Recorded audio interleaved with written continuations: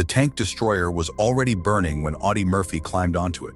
Smoke moved through the trees near Holtzwihr, France, and German fire was coming from more than one direction.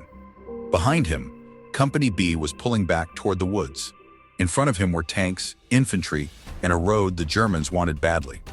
Murphy was 19 years old, wounded, tired, and in command of soldiers who had almost nothing left. The vehicle beneath him could explode at any moment. Still, he reached for the .50 caliber machine gun and turned the burning wreck into the last thing standing between his company and destruction. This was not the kind of moment that looks clean while it is happening. There was no perfect line between courage and desperation. It was late January 1945, near the end of the war in Europe, but the end did not feel close in the Colmar Pocket. Snow, mud, smoke, and frozen woods made every yard expensive. If stories like this still matter, a quiet subscription helps keep them from being buried. What happened near Holtzwihr was one young officer choosing to remain visible when every instinct told him to disappear. Murphy had already survived more war than most men should ever see. He had come from Texas, small and young enough that the army had not first seen an obvious soldier. By January 1945, that had changed. He had fought across Sicily, Italy, southern France, and into Alsace. He had learned when to keep low, when to move fast, when to trust a tree line, and when not to trust a road. But command was different from survival. Command meant fear did not stop with your own body. It spread into every man waiting to see what you would do next. Company B, 1st Battalion, 15th Infantry Regiment, 3rd Infantry Division, had been battered before the German attack came. The woods around Holtzwihr were not a dramatic battlefield from a painting. They were a cold, confusing place where visibility collapsed into branches, smoke, and white ground. Men were tired. Equipment was wet. Voices carried badly. A line does not always break at once. Sometimes it begins by losing confidence. A man stops believing the flank is safe. Another notices support is missing. A third looks for an officer because he needs proof that someone still understands the fight.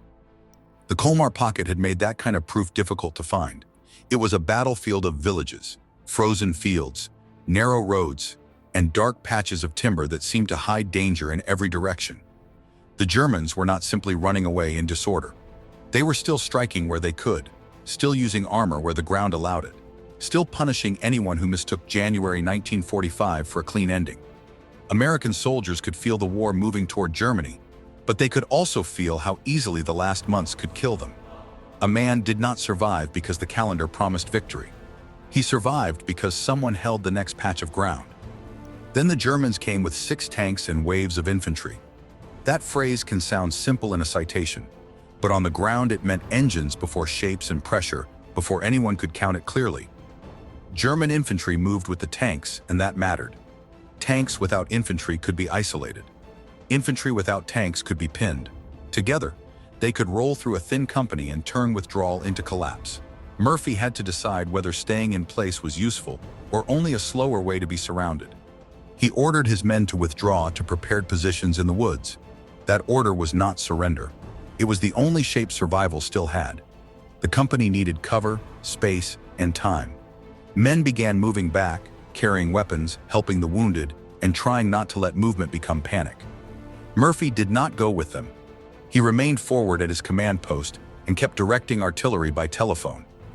He was still doing the work of command, trying to break up the German infantry and buy minutes for men who would die if the withdrawal became a chase. That telephone mattered almost as much as the machine gun would matter later. Through it, Murphy could still reach the guns behind him and put explosions between the Germans and the withdrawing company. But a phone line in battle is never a calm instrument. It is a fragile connection stretched across ground that is being torn apart. Reports arrive incomplete. Coordinates must be spoken clearly when men are shouting and shells are landing. A wrong adjustment can waste the last useful seconds. Murphy had to keep his voice steady enough for the artillery to understand him, even while the position around him was becoming less defensible by the minute. Near him, an American tank destroyer took a direct hit. The vehicle began to burn, and its crew withdrew into the woods. In another story, that would have marked the end of the position. A burning vehicle draws fire. Ammunition can cook off. Fuel can turn metal into a trap. No soldier needed a lecture on what it could become. But Murphy saw something else there. He saw height. He saw a weapon. He saw a .50 caliber machine gun, still able to reach the infantry coming toward him. He climbed onto the burning tank destroyer while German tanks were abreast of his position. There was no safe side to it. Fire could reach him from the front, from the flanks, and from men trying to creep close enough to finish the job. Smoke rose around him. Heat came through the metal. The target was obvious. If the Germans could knock him off that vehicle, the attack might regain its movement. So they fired at him, because one man in the wrong place had suddenly changed the weight of the fight. For the men falling back into the trees, the sound behind them would have mattered. A retreat can become silent in a dangerous way. Men hear only their own breathing, the drag of equipment, the slap of boots in mud, and the private thought that maybe the line has already failed. Then a heavy machine gun opens from the place everyone expected to be abandoned. It does not remove fear, but it gives fear a direction.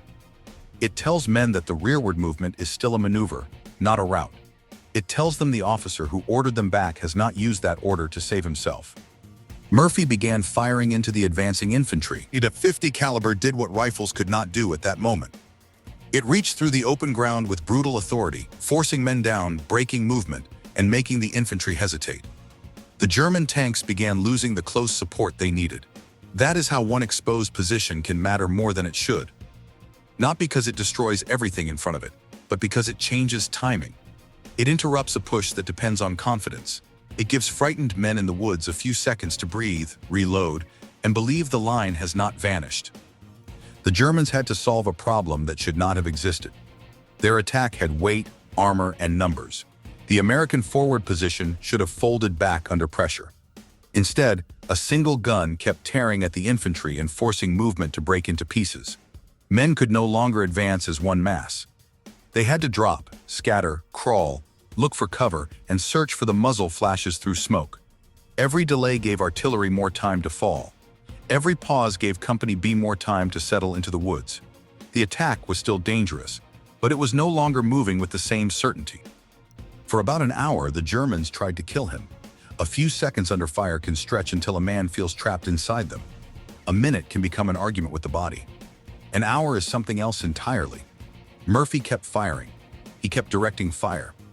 He kept watching the places where German infantry might use the ground against him. At one point, a squad tried to creep up unnoticed on his right flank. He saw them and stopped the threat before it reached him. Other Germans came closer, close enough that distance was measured in yards instead of imagination. The citation says some reached as close as 10 yards. 10 yards is not the distance of legend. It is the distance of faces, hands, helmets, and sudden movement. It is close enough for a man to know that if he misses, the next moment may belong to someone else.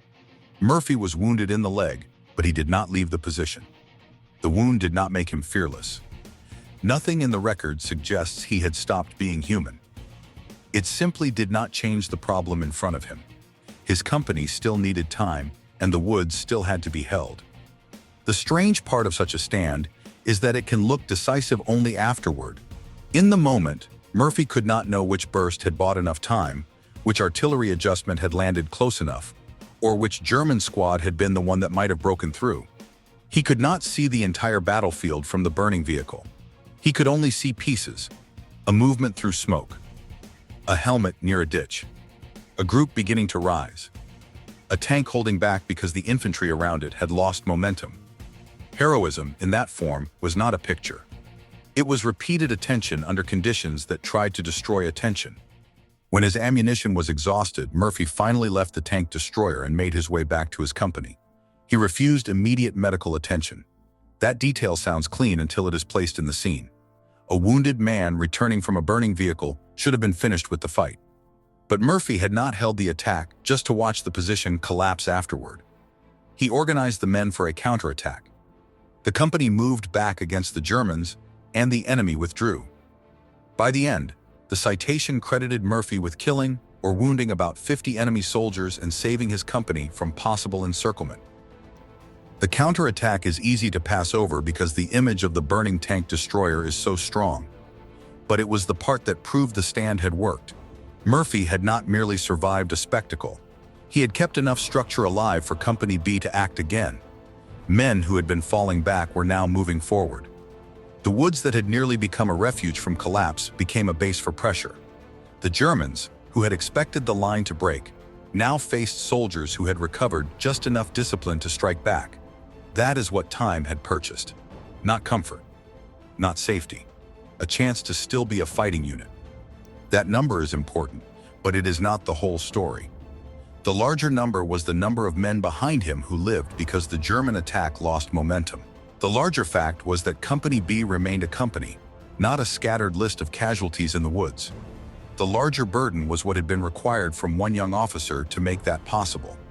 He had ordered men back, stayed forward, directed artillery, climbed onto a burning vehicle, fought while wounded, and then returned to lead a counterattack. Each part sounds impossible on its own. Together, they became the action for which Audie Murphy received the Medal of Honor. The battle also reveals something easy to miss about command. Murphy's stand was not only a display of personal courage, it was a command decision carried to its extreme end. He did not simply refuse to retreat because retreat sounded shameful. He ordered a withdrawal because the company needed it. Then he stayed because the withdrawal needed cover. That distinction matters. Recklessness spends men to protect pride. Command spends risk to protect men. Murphy took the risk onto himself for as long as the weapon, the vehicle, and his body allowed. There was nothing romantic about the burning tank destroyer. It was not a stage. It was a wreck. It had already been hit. It was dangerous to stand on, dangerous to stay near, and dangerous to ignore. Yet for that hour, it became the center of the fight. The fire made Murphy easier to see. The smoke marked the position. The machine gun made the Germans pay attention to him. In a strange and terrible way, the burning vehicle became both shield and signal. It told the enemy where he was. It told his men that someone was still there. Afterward, the field would be described in orders, citations, histories, and memories. The phrases would become polished. 6 tanks, waves of infantry, 3 sides, 10 yards, 1 hour. They are useful phrases, but they do not contain the cold, the smell of burning fuel, the shock of a leg wound, or the feeling of realizing that the next minute has somehow become yours to carry. If this story leaves one question with you, write it below. What would 1 hour like that do to a 19-year-old? Audie Murphy survived the war, but survival did not mean the war ended neatly inside him. The public remembers the stand because it was extraordinary. The private cost was harder to see. A medal can honor a moment, but it cannot return a man to the person he was before the moment happened. Near Holtzwihr, Murphy did what his company needed. He did it with a burning vehicle under him and German fire around him. That is also why the story should not be flattened into a simple poster of bravery. Murphy was not a symbol standing outside the war.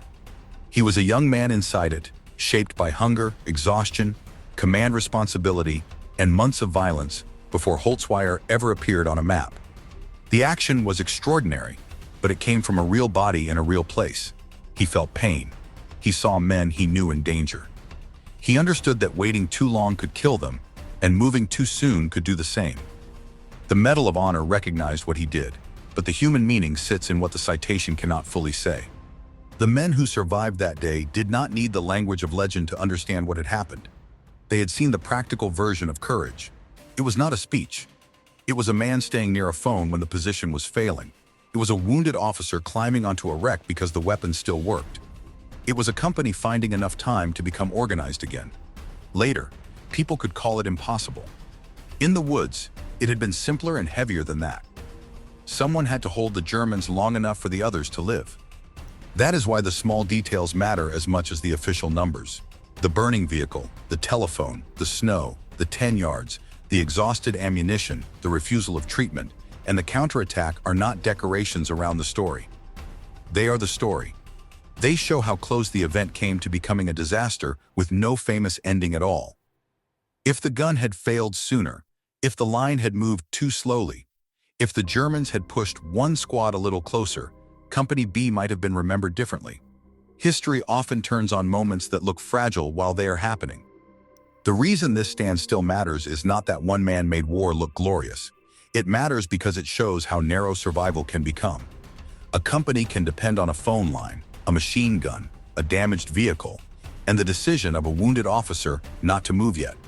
History often remembers armies by arrows on maps, but men survive in smaller units of time. One more minute, one more burst, one more order. One more chance to reach the trees. On January 26, 1945, near Holtzwihr, Audie Murphy bought those minutes from a burning tank destroyer, and for Company B, those minutes were enough.